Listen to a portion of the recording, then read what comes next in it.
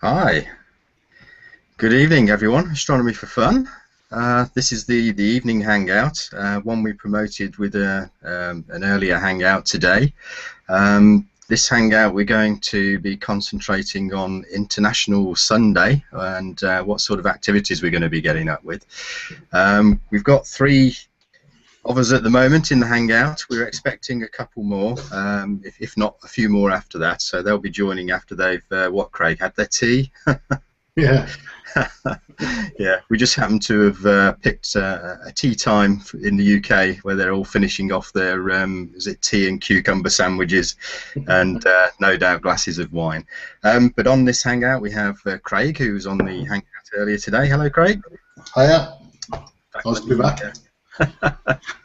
It would help if I actually picked and focused on your picture as I was doing that.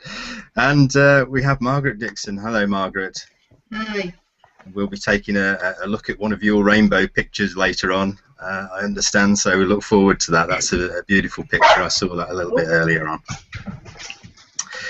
Okay, so is that Astro Dog? Okay, we've got a sort of agenda that we will try and run through tonight, but we always go off at a tangent or have a bit of fun here and there, hopefully. But as I say, the main focus is ISD, so it's all about solar astronomy, and we'll try and run through a few topics and give you a few safety tips or give you a few hints on how to observe the sun safely.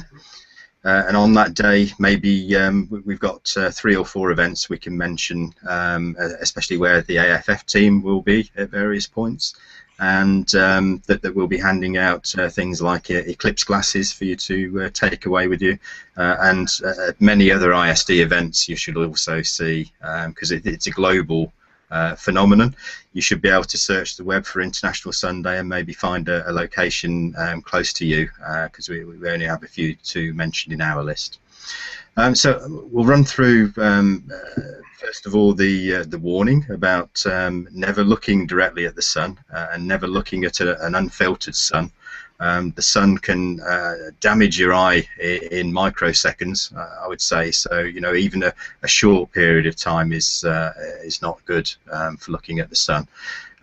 If you're going to use a filter, then use a dedicated solar filter, and check the filter also for any pinholes or scratches, because you don't want to let any part of the sun through, because it's extremely damaging. We'll show you a few different filters that both the solar astronomers use and the type of film filters that you can buy to cover your camera lenses or to wear as eclipse glasses, and they're all sort of purpose made, and we're giving out a few of those, so we'll show you those. We'll also show you some setups. We've got some pictures if we can manage to get to them, about showing the telescopes mounted, so what to expect if you actually visit an International Sunday event. And you should be able to have a look through some of these solar telescopes, or the astronomers there may show you, for example, on the laptop screen. So we'll try and get to a few of those. We'll try and cover some solar toys and maybe some solar experiments, show you some images, and I believe, Craig, you've got a demo that you prepared that we can quickly run through. I think that's a very, you explained it as a quick and dirty processing thing, so very quick and dirty. Excellent. So that should be good to look at. We'll try not to forget that. What else have we got? If we get the time, we may show you some resources for web pages, but we can also put those in the Facebook page afterwards.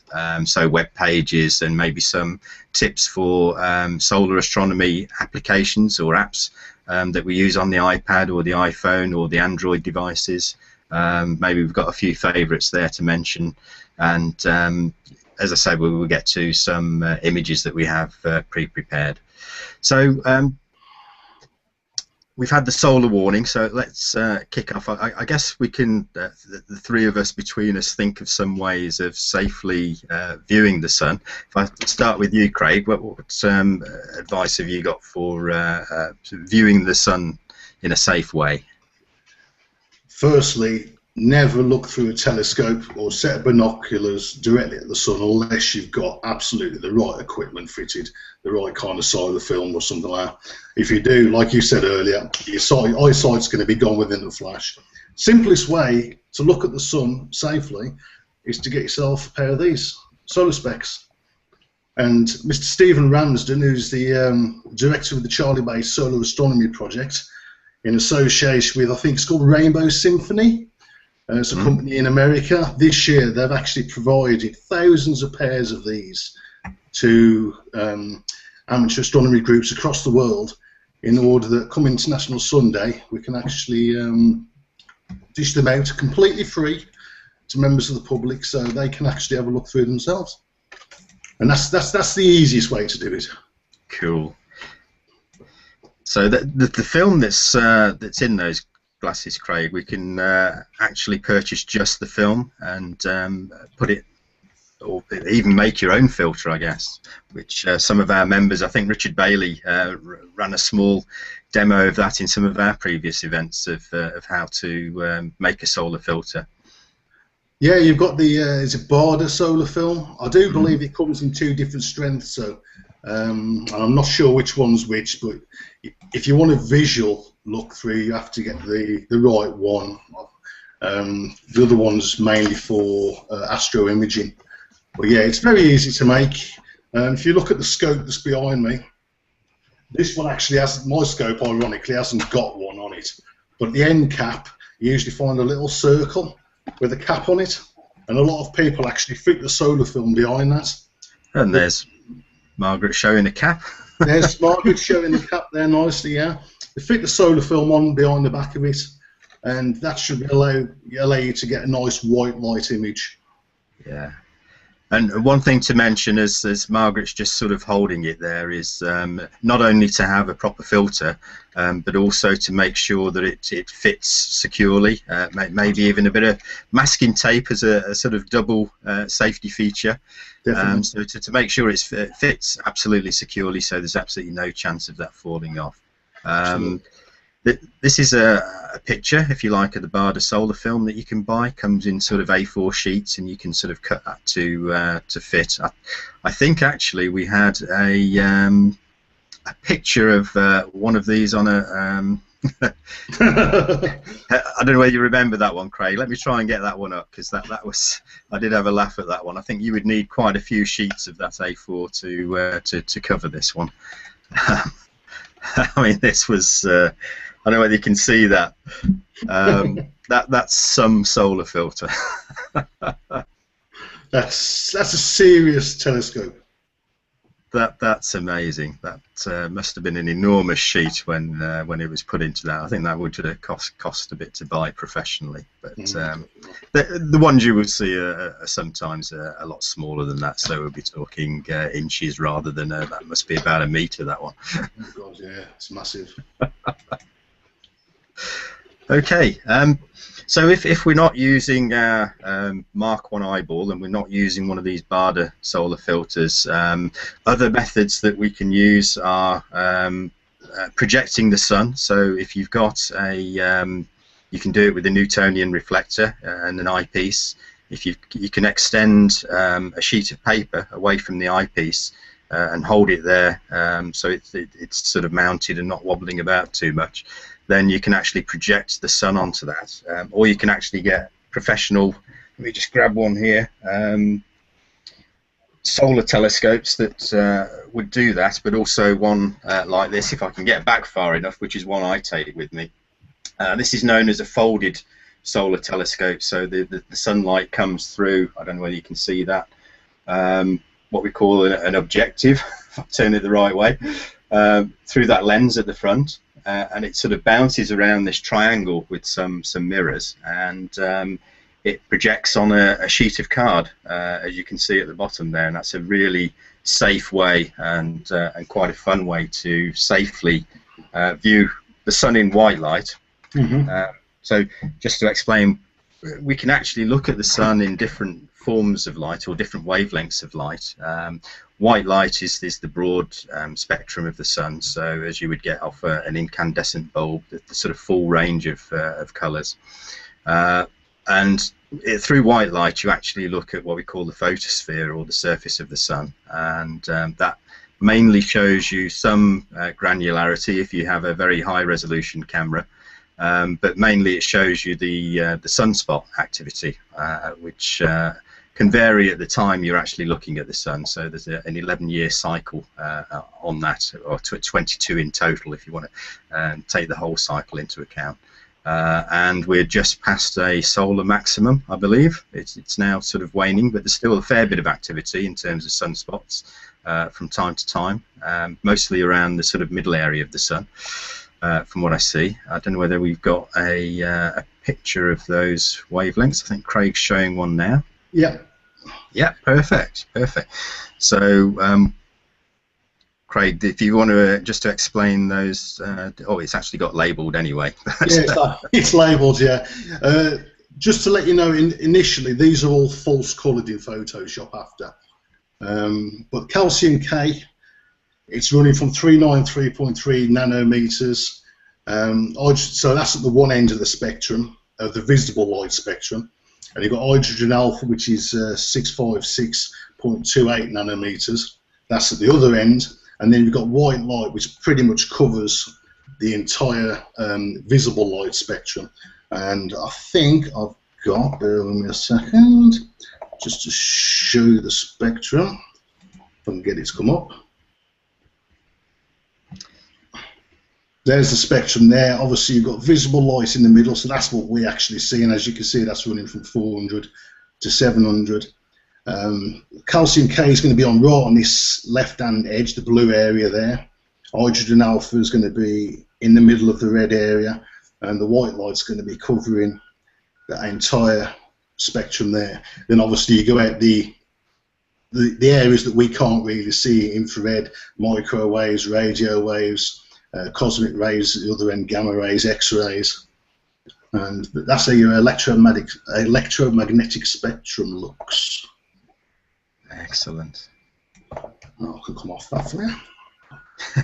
And of course, along the it's just disappeared, but along the top of that with the wavelengths that you were showing in terms of calcium K. So also the full spectrum covers the whole wavelength of light. So you know, like your long wave and your short wave radio, your visible spectrum, and then you know, sort of off to the other end, your sort of microwaves and gamma rays.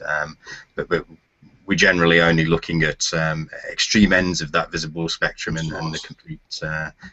Oh, I see Tracy's joining us just as we speak. Okay, and I quite like the calcium K. I think the calcium K scopes. I don't have one of those. I've never tried to look through one, but they're apparently quite difficult to use visually. Yeah, if your eyes are a bit dodgy, apparently it can be quite difficult for some people to actually be able to, you know, focus the image properly.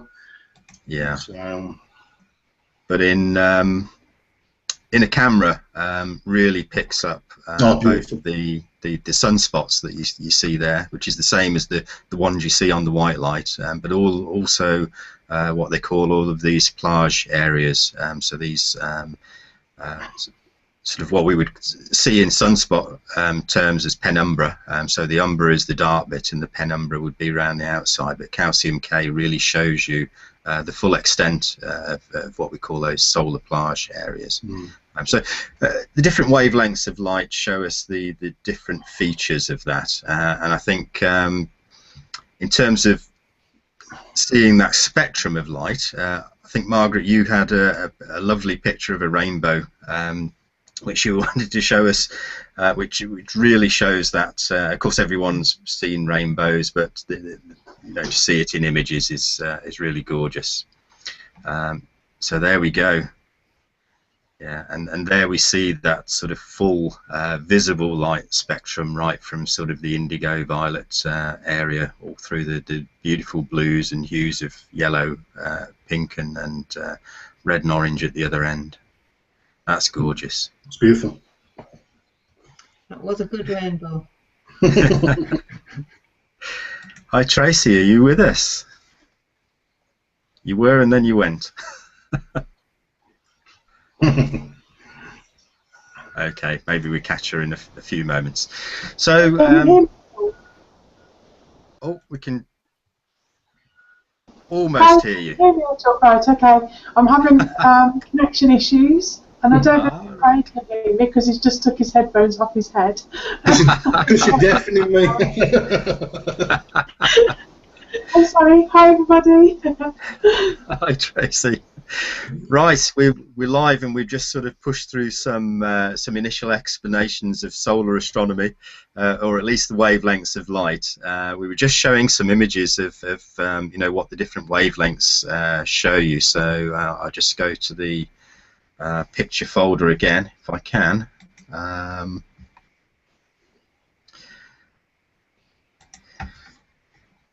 And we wanted to just show one. I think Richard. These are from Richard Bailey, are they? Yes. Okay, let me see if I can bring that one in as well. So this was a hydrogen alpha picture from Richard, and I think this must have been taken at the same time, because I can see the sunspot is in the same position there, and you can also, again, in hydrogen alpha, even see some of these what we see as plages in the calcium K. That's right. And these, funnily enough, are where some of these solar outbursts go. So if we get a flare, this gets very much brighter, for example, gets really bright here. And also you see these sort of darker worm-like features, which are the filaments, I think is the correct term for those. And Craig, I think round the edge we can see. Yeah, you got your prominences around the edge. Yeah. So to get these both on the same image takes some either compositional processing or a camera with a very wide dynamic range. Often you have to sort of turn the exposure down to be able to see the granulation and surface features, and turn the exposure up to get the prominences. So most solar astronomers end up making a composition image of those two and sort of overlaying them in the software. I don't know whether, Craig, that's an appropriate moment to have a look at something like processing of a sun image and just explaining how a solar astronomer would get that. Okay, I will have a go. Let me just set my screen up. You tell me when you can see my screen. Can you see the moon? We can. We can. And I think as Steve Ramsden said on Rob Black's show this morning on Sweet FM, he looks at the moon, you know, as a solar astronomer because it's reflected sunlight. Exactly. Right, just a quick disclaimer. This is a very quick and dirty way of doing it. I am not an expert solar imager, and I'm certainly not an expert solar processor. This is purely how I do it, and hopefully, you know, if it helps somebody else, then that's fine. But, we've got various bits of software that we use, and most of these are free, to be honest with you. The first one you've got there is Auto Stackert. That's Auto Stackert 2, I think. You've got Registrax. There's different incarnations of that, but I prefer use Registrax 5. I find 6 is a bit unstable. SharpCap I use in order to actually get the image in the first place, so it'll produce one of these capture files up here, and then obviously I've got Photoshop for final editing. I won't go through the capture process, but if I load Auto Stackert up, I don't know if I pronounced that right, by the way, but it'll do. It seems about right. This is what you get when you actually load it up initially, and then what you have to do is take one of your image captures. I think I usually did about 1,000 frames for these images, and then load it in, and then you'll end up seeing the image in there, which is actually a video file. Let me just move that to one side a second, out of the way. Right, so as you can tell, this was obviously took from earlier this year in March when we had the partial solar eclipse in the UK. Lovely. So you've opened the image up. I've got it set to planet, and I'm going to set my alignment points, which is this box here. I don't know if you can see my mouse. I hope you can. And yes, yeah, I can see that. Place my grid of alignment points, which is 44 alignment points, and then if I do an analyse. This will take a few seconds to do this. But it'll take longer than a few seconds on my PC, to be honest with you. It is the way with astronomy processing. It's a tum-ti-tum moment. Well, I find the more alignment points you have, I mean, when I first started, I didn't know what I was doing. It was like, I had like a 600 alignment points and then wondered why it took me about 6 hours to process an image. So you need enough just to get the image set out, basically. And we'll get there eventually. I am going to skip a section of this actually and do here's one I made earlier. Oh, excellent. Real Blue Peter moment. Little Blue Peter moment, yeah. This is basically taking the video file now and trying to align all those into one solid image, because obviously it's moving around the video file is, and it's analysing all the data. And it should any second now. It should end up with a graph, a quality graph, and that actually don't look too bad, to be fair, because the actual lines running pretty stably down the actual image. Each one of these is, I believe, is the individual frames, so it's actually following it down quite nicely. I've got it set for 50 there, but what I'd probably do is make it 75%. So that's 75% of the 1,000 images will actually be processed. And then what I would do normally is I'd go down, I'd press stack, and then wait for 10 minutes for it to actually stack the best 75% of the images together. And I'd end up with, at the end of it, a folder like this one here, which comes up, ASP75. It'll just pop up on your desktop, and you'll end up with an image in there, which is a capture folder. Now, it's automatically loads it in Photoshop for me. There's two ways of doing this. Most people will probably go into Registax next and actually use wavelets to improve the quality of the image. But this has decided it's going to default straight to Photoshop. So there's the image there, but I'm going to bin that off a second, because I don't want that on there. And my screen's gone completely black. That's not good. I can still see it here. That's all right. I'll open up Registax. Like I say, AutoStacker and Registax, the free downloads, so it don't cost you a penny to actually download these. Most of the stuff, astronomy-wise, usually is, to be fair, unless you get into the real heavy stuff like PixInsight or is it DL, Maxim DL or whatever it's called? Yeah, Maxim DL. Yeah, and you start paying for those, but I avoid those, to be honest with you, because they're not very intuitive, and unless you really know what you're doing, they're a bit of a nightmare. Yeah. So the first stage of this is then AutoStacker taking the best quality frames, because the video is wobbling about a bit. Is that right? That's correct. Yeah. Now once we've got the capture of a single capture of those best 75%, then you can bring it into Registax and you can start messing with the wavelets. Now, wavelets is very much intuitive. I mean, if I crank this right up, hopefully you'll instantly see a difference in the image. In the center section comes through a lot clearer. Yeah. It's very easy to get really excited about that and go, oh, this is great. If I crank all these up really high, and I get that. But as you can see, like anything in life, less is more. Yeah.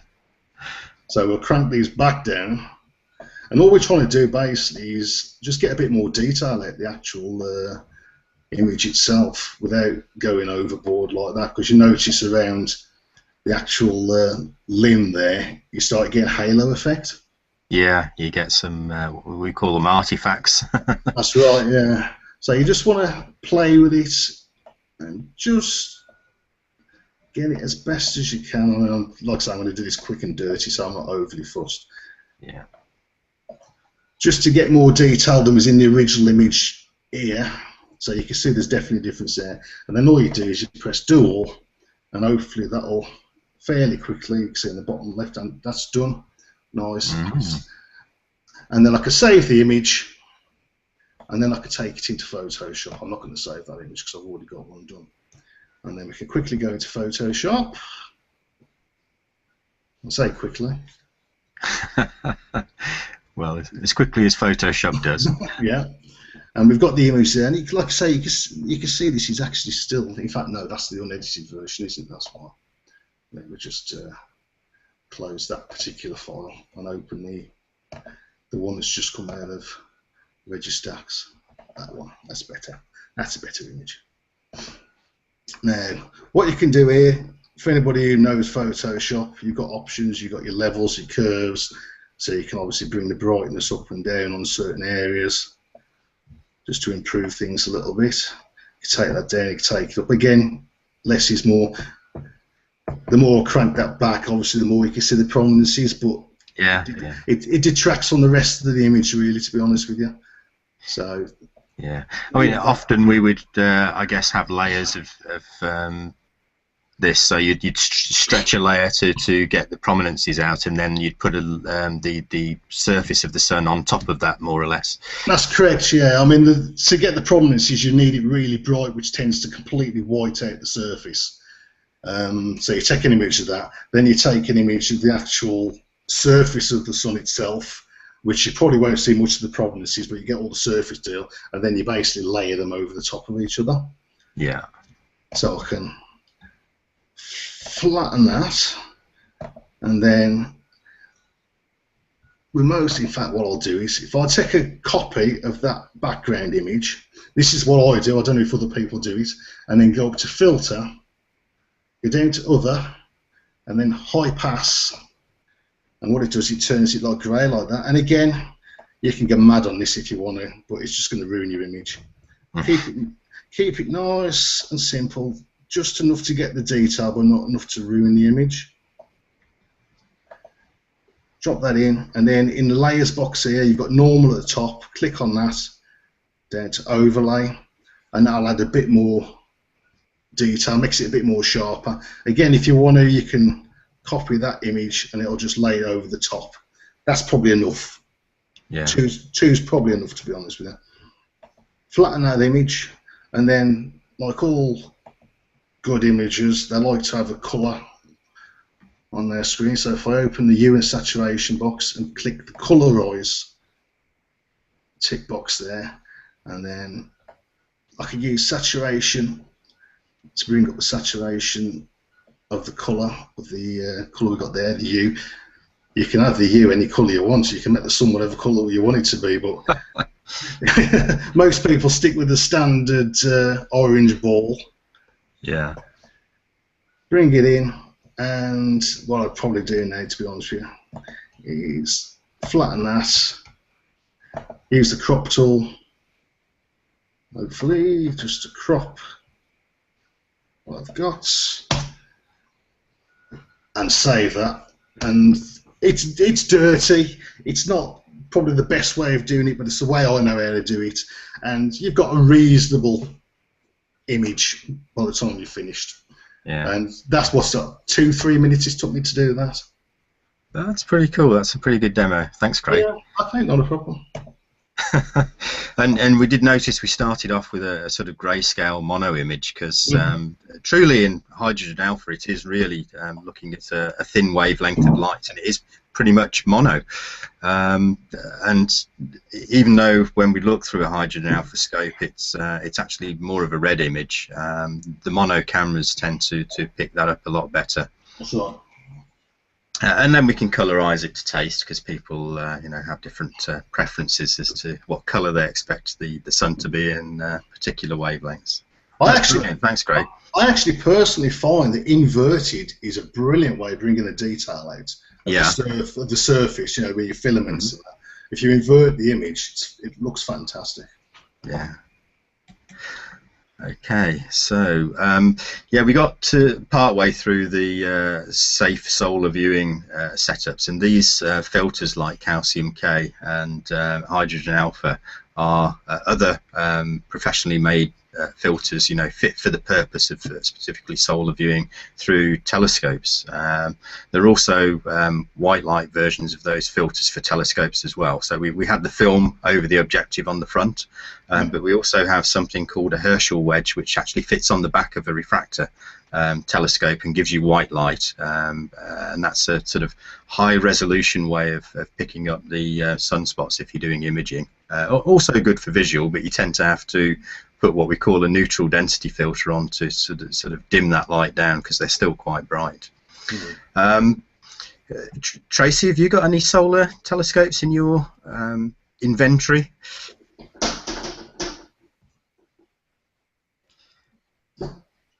I've got no sound from you, Tracy, unfortunately.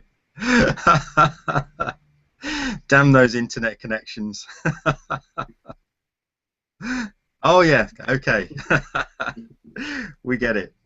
So the Barda solar filter, and but Margaret showed us one of those earlier as well. That's fantastic. Okay, I think we've got some pictures here. If I can bring them up, managed to share them. Not actually got it up yet. Let me cancel that. I think in our Dropbox folder we've got some solar setups. In fact, Richard, I think, has given us some great pictures of his solar scope setups, because Richard Bailey is one of the AFF admins, and he's every day tries to capture the sun in at least 3 different filters, and then sort of puts up a monthly picture of how well he's done on each day. And in the UK, that's a challenge, as you might imagine.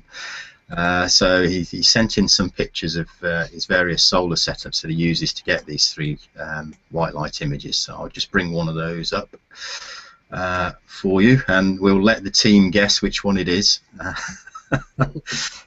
Bit of fun for you. I'm sure it won't be difficult. Let me share that one first.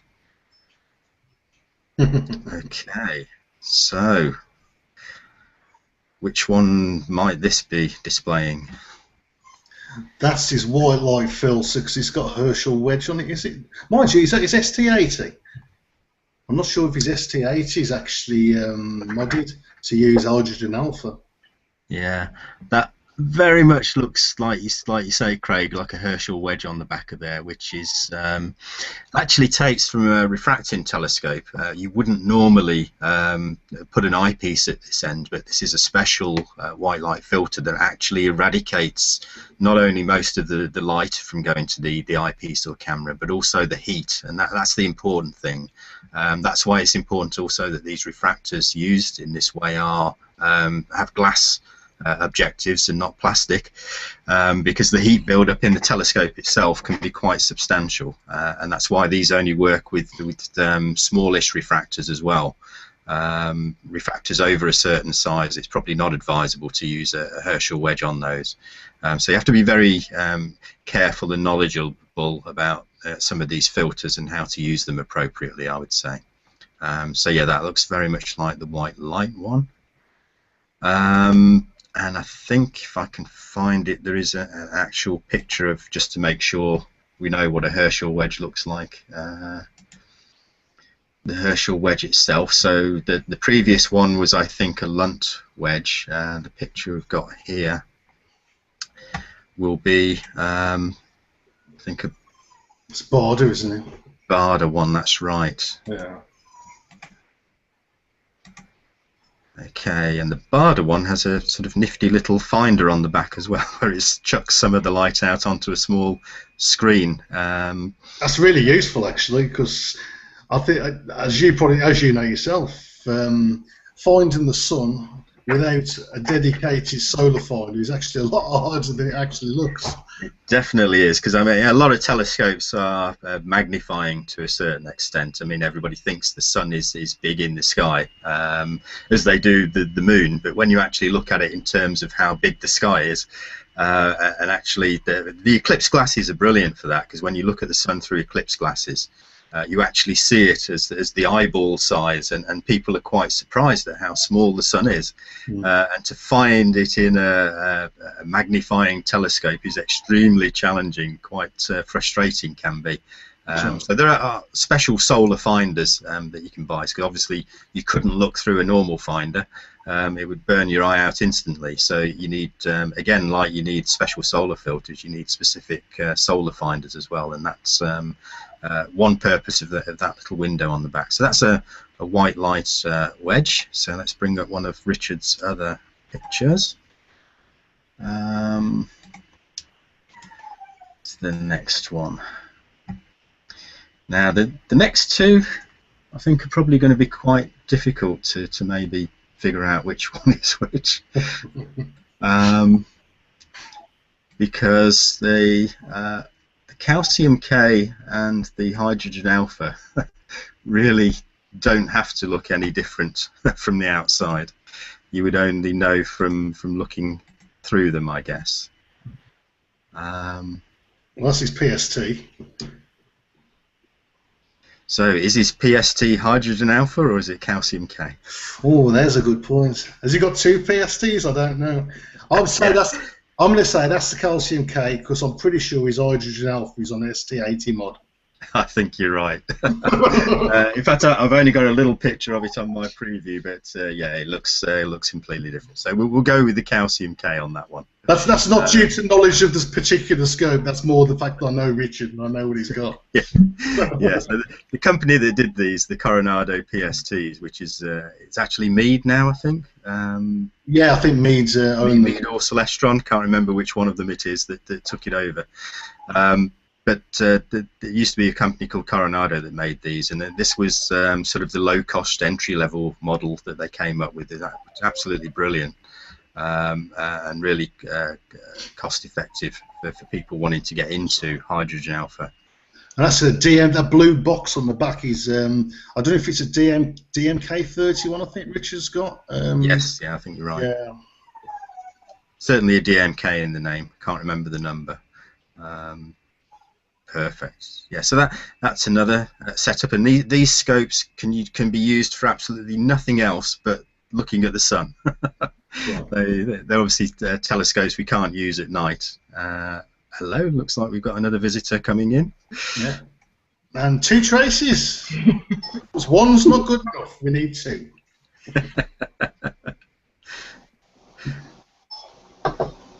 We have a rejoin. Okay, let me stop sharing that one, and the final one then should be his hydrogen alpha scope. Yeah, if it's the ST80, I know that's modded. Okay, so yeah, it looks like it's got a chunky hydrogen alpha filter on the front of that one. Let's get that on the screen. Is this one here? Yeah, that's the ST80. There we go. So we see a hydrogen alpha filter on the top of that. Somebody's got an echo.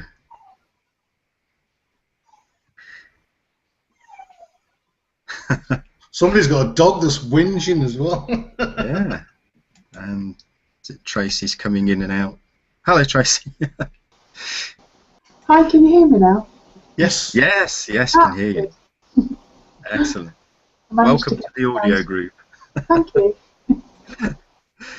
Okay, so they're three purpose-fitted telescopes for solar astronomy, and there's one more that we haven't shown. So these are either filters on the back end or the front end of the telescope, and what Richard's actually, this isn't one from Richard. This is one that's just probably off the web. But we can give credit to the company, I'm sure. Absolutely. I will get not so fast at this screen sharing. There we go. There we go. So, has anybody played with one of these? Astrocam. I did manage to have a look through a scope that had one of these set up, and now I'm convinced that I want to buy one. So. I'm very quickly trying to save my money to get hold of one. I was really impressed. Gary Palmer's got one. Yeah. Yes, we've seen. I think Gary was at the Northwest Astro with one of these. Not that we could see much of the sun on some of those days, but yeah, he had one of these. So what this is not a filter that goes on the back end. Well, not in the normal sense that we saw the Herschel wedge, because the Herschel wedge acts more like what we'd call in astronomy terms a diagonal. Sort of pushes out then to an eyepiece. This is I don't know. It's part, I would say, filter, part electronic transmission to an eyepiece. I don't really know how to describe it. It's a pretty new type of filter that again means you can have a refractor that you can also use for nighttime astronomy. But then you can remove your normal eyepiece and put this in almost as an eyepiece, but I think an eyepiece goes in the top, or a camera. Connect it up to a bit of power, and then suddenly you've turned a normal refractor into a hydrogen alpha telescope, which is quite a flexible way to do it, and is obviously why a lot of people go down that road, because then they haven't got a telescope that's totally dedicated to solar. They can actually use it for different purpose as well. So I can't remember what the actual maximum is. There's a recommended maximum size for the refractor. I don't know if, I'm not sure what it is, 100 mil, or it might even be higher than that, to be honest with you. Right? But it's, fantastic piece of equipment. Yeah, I think a lot of the like the Herschel wedge and this one, they do tend to pick the sort of up to 100 mil or 120 mil max. Just because I don't know whether the larger refractors actually pull in a lot more heat, and maybe it's so much difficult to transfer that heat somewhere. But they're pretty good, and to be honest, I think that unless you're doing the real high resolution images and full disk sort of solar outreach, then sort of 80 mil and 100 mil are probably about the perfect size, if not less. The PSTs are certainly less. There's a new Lunt, is it LS50, which is a beautiful little scope. Yeah. You've actually got a photo one down there somewhere. Oh, did we? Yes. You've got the LS50 and you've got the 152, which is the big one. Yeah. Let's show the LS50, because that's the one that you know, might even be in my price bracket in some future time. I think they're actually quite reasonable, the 50s. They're not bad, yeah. Bring that I just one had a quick look on the. Sorry, I just had a quick look on the Daystar website. It does say on there that there's no aperture limitations, and it may be used on larger reflectors for higher magnification views.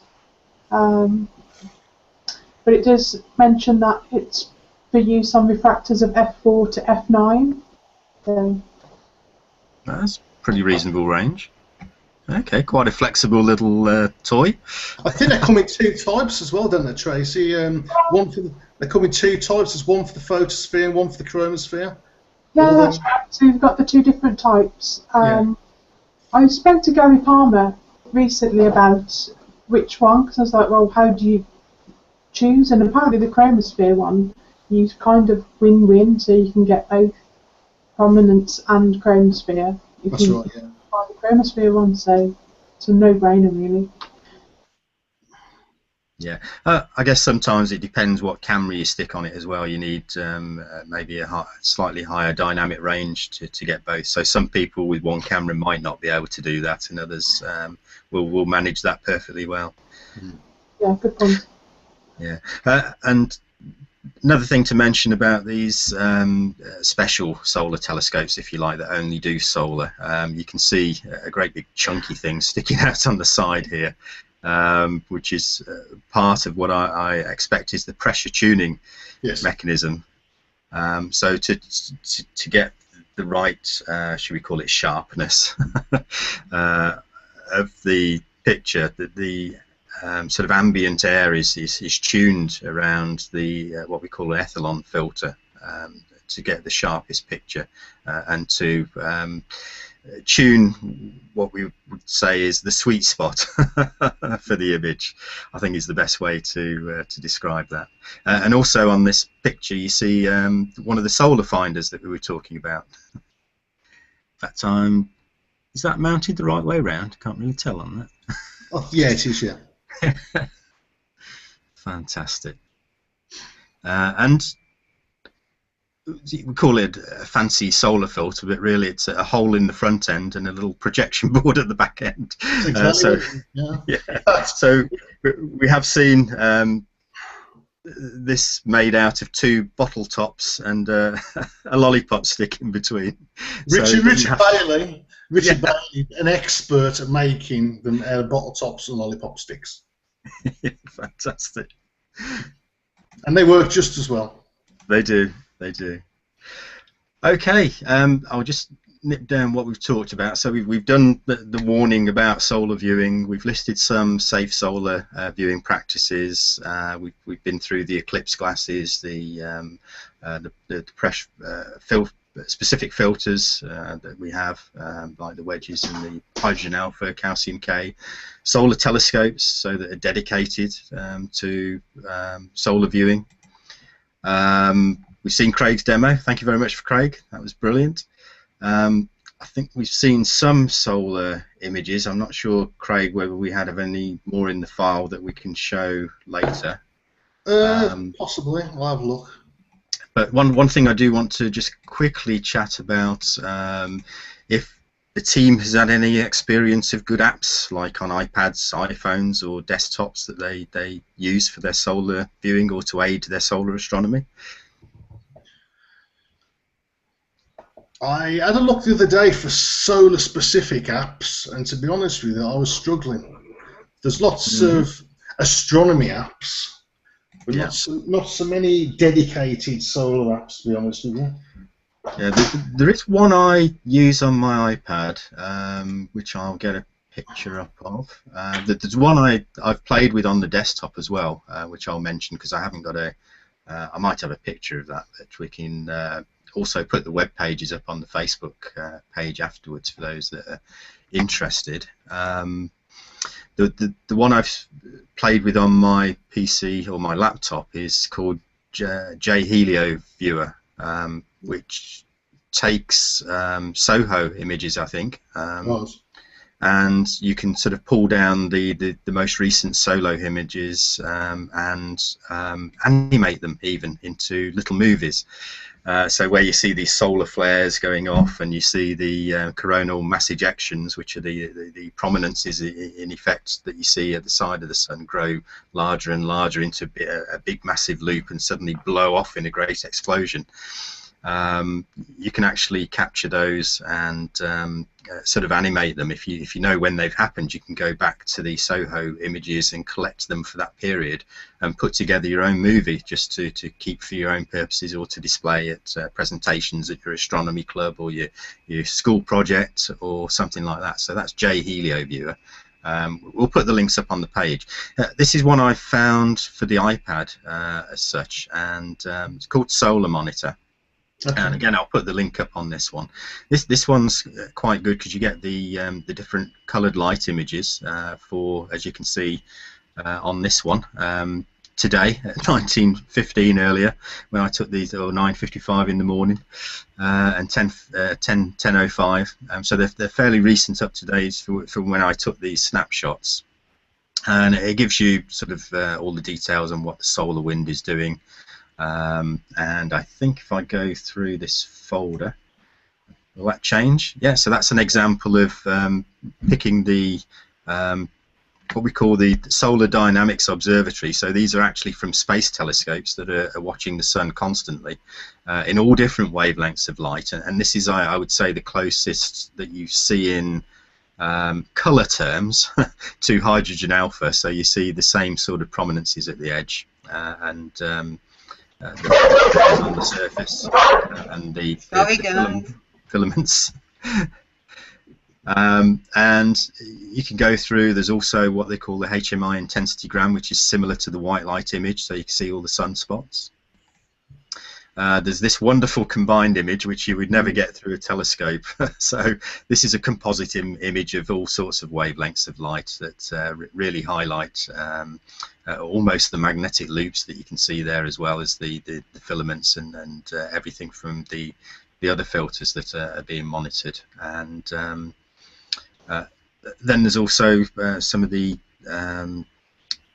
individual picture. I think that's just another individual picture, but you can go to separate screens where you also get the LASCO images, and you can animate these as well, so it keeps the several of these LASCO images. So this is one where the sun itself is blocked out, and it shows you the atmosphere, you know, what's going on in the atmosphere of the sun, but also you see that at various scales. So the size of the sun is that white circle in the middle there. So you see the difference in those two image scales there.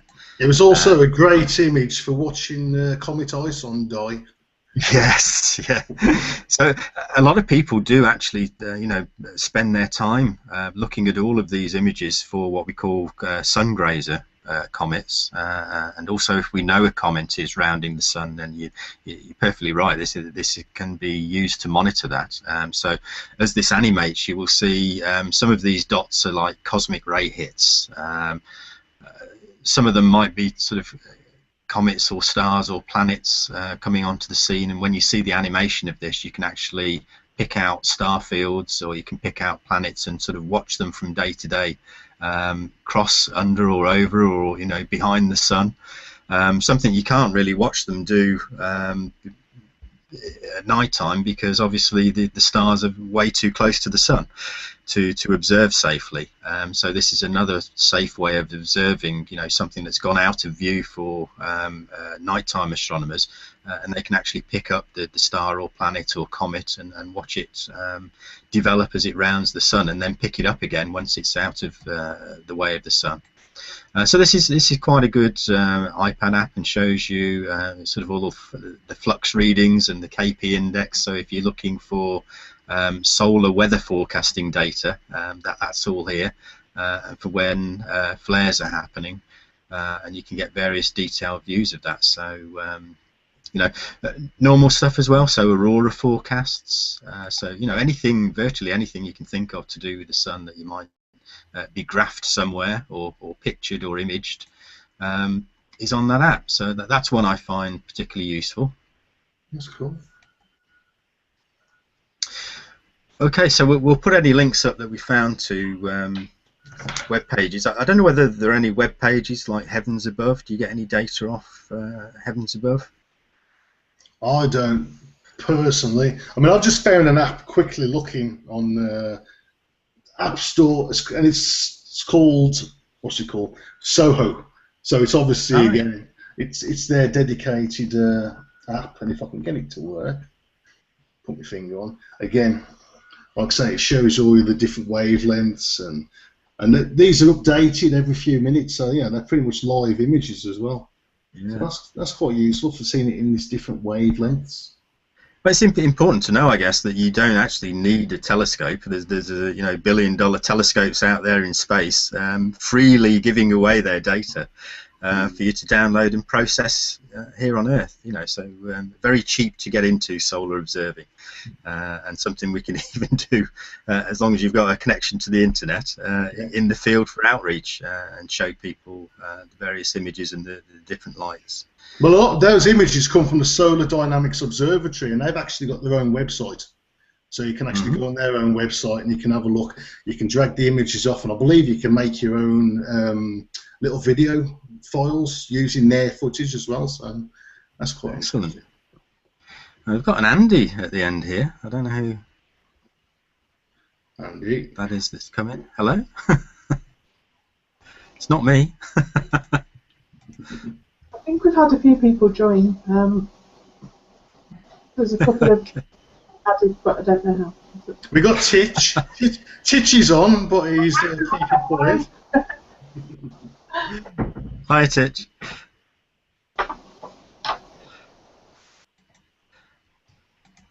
Okay. So we've pretty much done what, nearly an hour. So we'll display a few closing images, I guess. But I guess one of the things we wanted to talk about was International Sunday itself. Yeah. So we'll, be bold and mention our events first. Mr. Bailey can't get here because he has a really poor signal where he is, so he has to stand on wooden pallets to get his 3G signal where he lives. So it's not fair to ignore him just because he can't get into their hangout. But Richard Bailey will be on the green, as we say, at Braunston. So Braunston Village. He was there also supporting the Eclipse Day with yourself, Craig, and. It was a brilliant day. Lots of schools visiting, lots of people around the area got to know. Do you remember how many people you had with you at that event? I think he said he got rid of 500 sets of solar glasses, so wow, speaks for itself. And we managed to get a few members for the site actually join as well. So, oh, that's excellent. That's great. I mean, certainly we saw the photographs, and there was a green full, shall we say, of people, all with their solar glasses on, showing how it should be done. It was, it was a bit panicky early in the morning because when I first got there with Darren, it was clouded over completely. But right on cue, the clouds parted and the cliff started. Oh, and Andy is Andy Milner. Okay. Just popped up. Hi, Andy. Yeah, so Richard will be on the green, and I think we have a poster somewhere. It was in the Hangout, but I think I also copied it to my folder, if I can go up one. Or did I? Oh, no, I didn't. It's on Facebook somewhere. Anyway, he's got a nice poster on Facebook for us somewhere, which if somebody can grab and show, we will show that. Also, the events that Craig, myself, Darren, Tracy, I don't know whether you'll be able to make it there. So we're going to Kingsbury Caravan and Camping Park. Yeah, Titch is coming as well. Excellent. Yeah, I'm coming down. Oh, I'm wonderful. Make the journey. Wonderful. It's actually more than just the Sunday there. I think we're actually leaving halfway through the Sunday, so we won't be there full International Sunday. But Margaret, was that you saying you'd be there too? Trying to keep track of the. Oh no, Titch and Andy. Yeah, Titch is coming down, and Rick Kent, I believe he's coming down as well. Ah, right, and Andy's of course doing the Kings Lynn Astronomy Society Day. And he's saying, thanks Tracy for the solar glasses. Looks like he's got those successfully. Fantastic. I would imagine John McLean's going to be doing something, and if he is, I would imagine it's going to be at the Norman Lockyer Observatory in Devon. Oh, brilliant place. Yeah, been there. Really good set of people there. Yeah, I was there a few weeks ago. It's a fantastic place. Well worth a visit if you're down that way. Yeah. Well, we'll put as many events as we can up on the Facebook page so people know what's happening. I can't remember whether Rob Black mentioned he was doing something. I would be surprised if he wasn't. But we'll try and put that up on the Facebook page as well. Mr. Ramsden is in Costa Rica, I believe, down there with his chapter in Costa Rica doing something. And I believe Rob Black won't officially be opening the show, but because obviously it's time difference with Australia, that'll be down to Mr. Ramsden. But he'll be one of the first ones actually starting because of the Australian time difference. He's in the future to us, obviously. Yeah, I would imagine Pranvera has got something set up as well. Yes, I've seen one for International Sunday Bosnia. Don't know whether that's anywhere close to anyone, and of course also there is on the same day something called Worldwide Solstice Festival, which is Pamela and Randy Shivak put that together, so that's a global web page. We'll put that link up on Facebook as well as solarastronomy.org for Charlie Bates and Steve Ramsden. But Pamela and Randy are also spreading the science and outreach, and on their page we'll have lots of worldwide events for you to look up in your region as well. So hopefully when we put these resources up and that helps you find somewhere for International Sunday if you're not close to us. If you're close to us, then feel welcome to come along. I'm not sure how how many people on the caravan site themselves will be sort of footfall passengers for us, but there is a gate there where you can get in and find us in a corner with all the scopes set up. We'll go and drag them over. We will. Okay, so anybody else doing something? Oh, I see Margaret's found the poster for us. Excellent. So that's the on the green one. If I can get rid of our pictures out of the way. So I think, Craig, we've got a similar poster for the Kingsbury one. We did have. Somewhere. I stuck it in the recycle bin earlier. We'll dig that out. Of course, the important thing about Kingsbury is we're there, I think, from, well, Craig, you might be there from Thursday, but certainly I hope to be there Friday evening. So we're actually spending Friday night and Saturday night there as well for maybe people who want to see us and see some outreach astronomy for the evening. You know, not that it gets very dark, but in fact, I haven't seen where the moon is, but there'll be, you know, something like Venus or maybe Jupiter or Saturn to focus on as well in terms of planning. We'll be doing solar astronomy and Sissy astronomy. So. Yeah. Fantastic. Okay, so I think we've pretty much covered off the agenda pretty well as far as what we wanted to do. So closing remarks from anyone or further images you want to share? To be honest with you, I think the main thing is to go out on the day and enjoy it and try and enthuse as many people as you can. I mean, you know, without people like Steve Ramsden, this wouldn't really be happening. You know, it's his baby, it's his project. We're all supporting it, obviously, but there's the guy that's, you know, through donations, charitable donations, and his own money, he sent glasses out, he sent solar scopes out across the world for people to actually get out and show kids, adults, any age, what the sun's all about. You know, and it's our life-giving star. It's the one that without it we wouldn't exist. And that's what he's trying to get across to people. It's free, it's solar science, and it takes us away from the everyday mundane, watching the news and seeing trauma and destruction.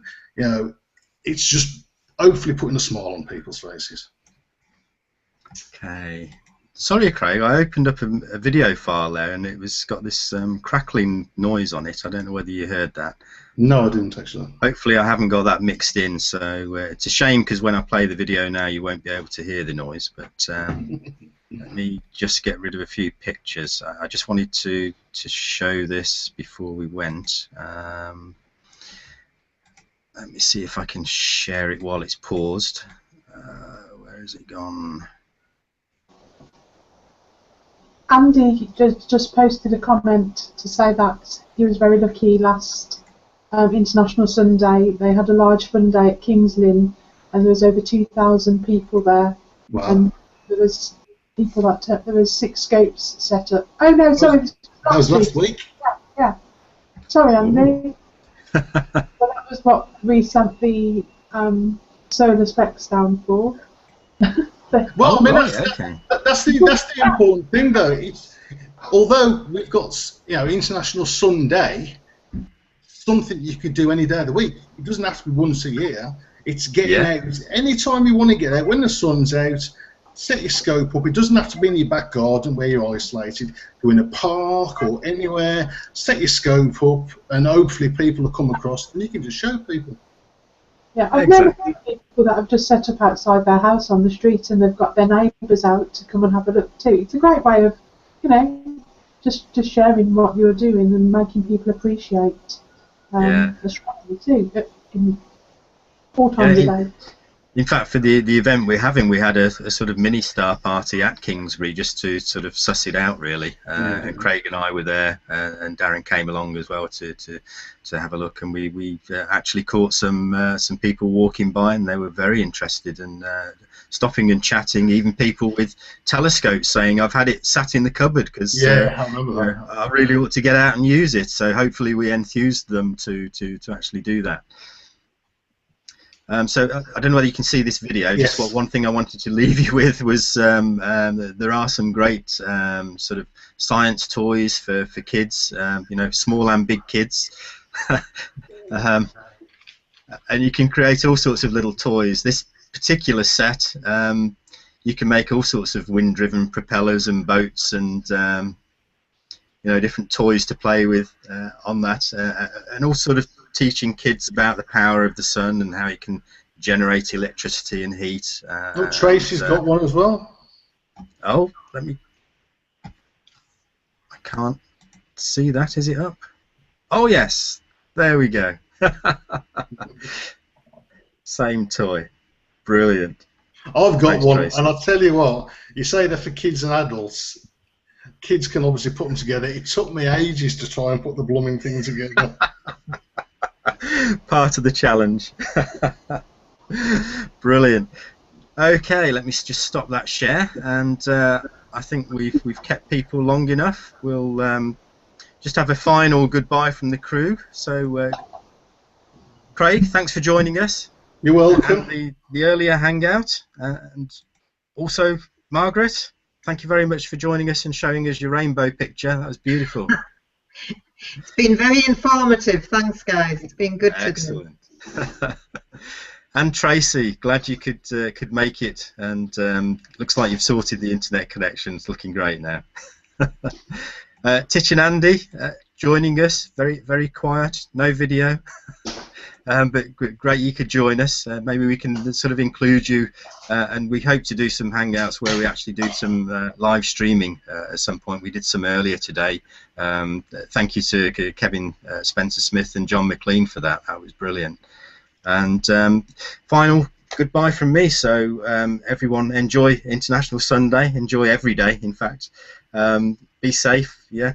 Take care of those safe solar viewing tips, and we hope to see you on a future hangout. Make sure you wear your glasses. Yes.